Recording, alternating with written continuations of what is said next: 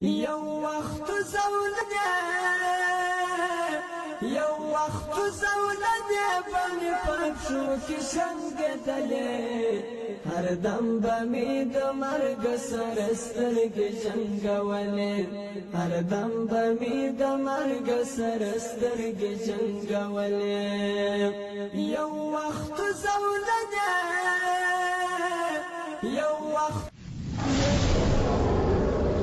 احب الیا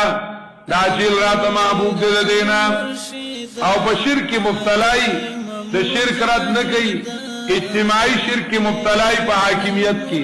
رد نکئی وی جیل تبلار شم تالک دا یوسف علیہ السلام انوی چه رب استجنو احب الیا مما یدوننی لئی یدعوننی دا قرآن نیراوالا یدعوننی ینصروننی سیغشوا جمع سیغای کا چې دا خلق حاکمان ماکم قانون ترا غواړي او شرکیات دعوت را لرا کوي نو داګین الله ما ته جن محبوب دي تا نو چې رب السجن احب الیا امام ابن تیمیه دوی جیل ته بری واچو و ان حبسي خلوه و ما يفعل اعدائي بي زما دشمنان به ما سره سکی فان قتلي شهادت قوم وجني نو شهادت پر اثر شي میلاو شي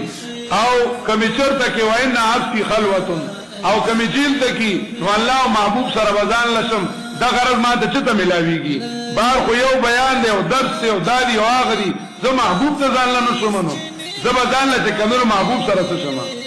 ځان لشم ان حبسي خلوتون او کچرته می وشړی کچرته می جلاوطن کی نو دا هجرت انداز ما څه شوی هجرت ته وی بیا به هجرت کوم دا زما هجرت شي وی زما خو ار یو قدم نه کې په طرف ته تازه نو ویل شرب سجنو ابو الیا د جیل د يرنه چې کمنو مسله نشي بیانولای دا الله رب العزت د توحید مسله او جیل د دین نه چې سړیا